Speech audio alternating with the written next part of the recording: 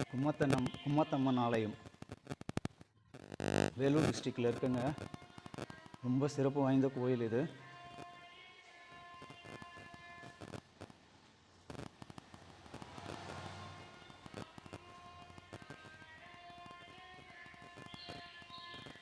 இந்த கோயிலில் குரியும் சொல்கிறாங்க.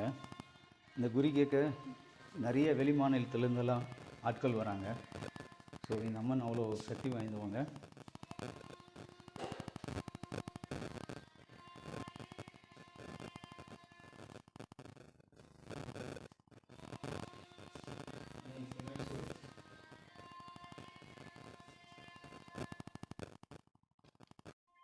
வணக்கம் சாமி.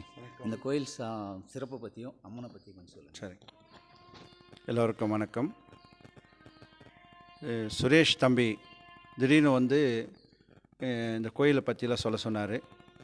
அப்புறம் இதுலேயே இந்த கோயிலை பற்றி யாருக்கும் தெரியாது, ஆனால் ரொம்ப பிரபலமான ஒரு ஆலயம். அப்புறம் இவர் தம்பிக்கிட்ட கூப்பிட்டு, என்னப்பா நீங்கள் வரீங்க, நீங்கள் பாட்டு ஷூட் பண்ணுங்க என்னன்னு கேட்குறப்ப தான் சொல்கிறேன், நான் 20 வருஷத்துக்கு முன்னே இந்த கோயிலுக்கு வந்தேன்.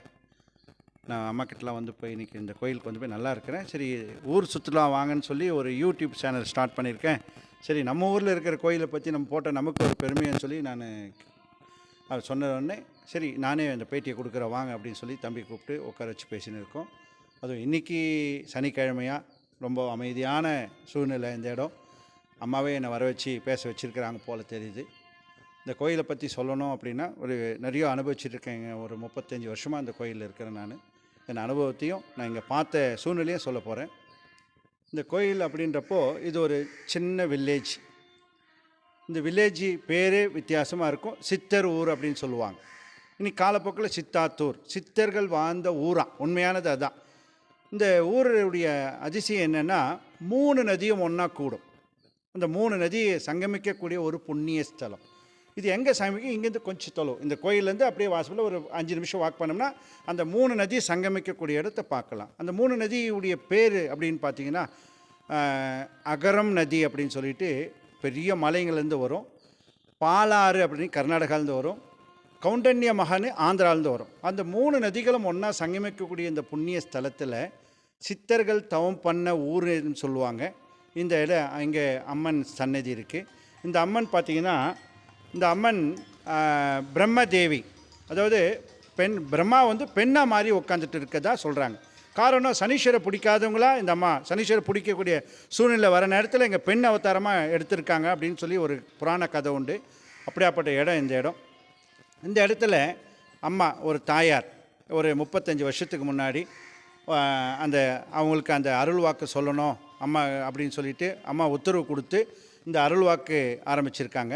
இன்றைக்கி இந்த அருள்வாக்கு இந்த கோயில் ஆரம்பிக்கிறப்போ ஒரு சின்ன ஓலைக்கொட்டாய் பண்ணி இந்த அருள்வாக்கு ஆரம்பித்தாங்க. இன்றைக்கி பார்த்திங்கன்னா கர்நாடகா, ஆந்திரா, தமிழ்நாடு, கேரளா, பாண்டி 5 ஸ்டேட் மக்கள் இந்த ஆலயத்துக்கு போகிறாங்க.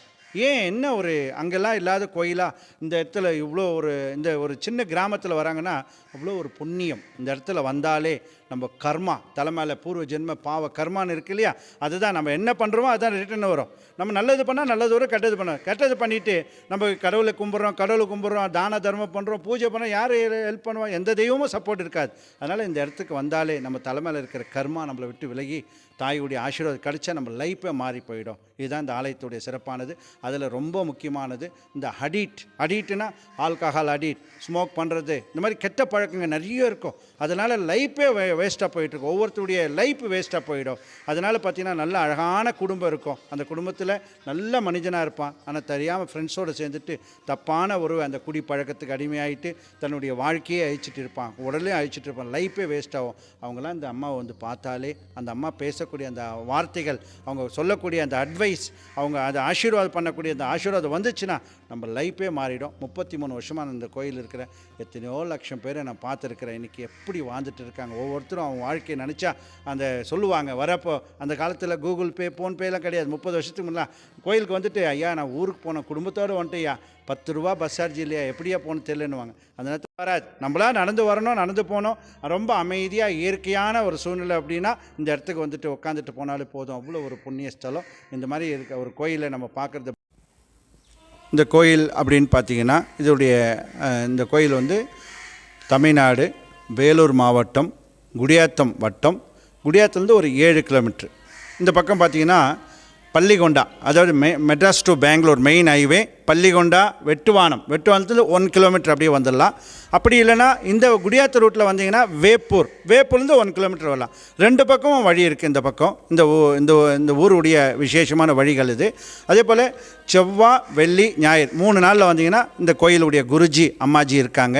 அம்மாஜி கிட்ட போய் பேசி, அம்மா இது மாதிரி வாழ்க்கை இருக்குது, இது அப்படி இருக்குது, என்ன காரணம் தெரியல, நிறைய பிரச்சனைகள் இருக்குது அப்படின்றப்போ அவங்களுடைய அந்த ஆசீர்வாதம், அவங்க சொல்லக்கூடிய அந்த அவங்க கொடுக்கக்கூடிய அந்த கவுன்சிலிங் சொல்லுவாங்க, அட்வைஸ், அதெல்லாம் நம்ம கேட்குறப்போ நம்ம லைஃபே மாறி போயிடும். அம்மா ஆசீர்வாதத்தில் இன்றைக்கி எத்தனையோ லட்சம் பேர் நல்லா வாழ்ந்துட்டு இருக்காங்க. அது மாதிரி இருக்கிறப்போ நீங்களும் வாங்க. எல்லாரும் வந்து இந்த மன அமைதி தான் இன்றைக்கி வாழ்க்கையில். எவ்வளோ பணம் இருக்கும், பதவி இருக்கும், பேர் இருக்கும், புகை இருக்கும், எது இருந்தால் என்ன பிரயோஜனம்? மன அமைதின்னு ஒன்று வாழ்க்கை வேணும். அந்த நிம்மதிக்கு தான் கோயிலுக்கு போவோம். அது மாதிரி இந்த ஆலயத்துக்கு வந்தாலே நமக்கு எல்லாம் மன அமைதி கிடச்சிடும். அதே போல் அமாவாசை அப்படின்னா ஒரு அற்புதமான பூஜைகள் இருக்கும். அமாவாசைன்னா ஒரு நிறைய திருவிழா மாதிரி மக்கள் கூட்டம். அதில் வந்து ஜோதி பூஜைன்னு ஒரு அற்புதமான பூஜை நடக்கும். அந்த அமாவாசையில் வந்து அந்த ஜோதியை பார்த்தாலே இந்த கண்டிஷ்டி, தீய சக்தி, இது மாதிரி எதனா இருந்தால் கூட நம்மளை விட்டு விலகிறதுக்கு ஒரு நல்ல அற்புதமான சக்தி கிடைக்கும். கடவுளுடைய அருளால் அமாவாசை தீர்த்தம் கொடுப்பாங்க, எடுத்துகிட்டு போய் விடலாம். அது அன்னதானங்கள். இது ஒரு சின்ன வில்லேஜ். இது இங்கே ஒரு 1000 பேர் வந்துட்டாங்கன்னா குடிக்கிற தண்ணி கூட கிடையாது. அதனால் கோயில் சார்பில் எல்லாமே அரேஞ்ச் பண்ணுறோம். குடிக்கிற தண்ணி, நல்ல சாப்பாடு, அன்னதானம். ஏன்னா வாழ்க்கையில் அன்னதானம்ன்றது ஒரு பெரிய பிரதான புண்ணியம். அதையும் நாங்கள் இந்த கோயில் சார்பில் அரேஞ்ச் பண்ணிகிட்டு இருக்கோம்.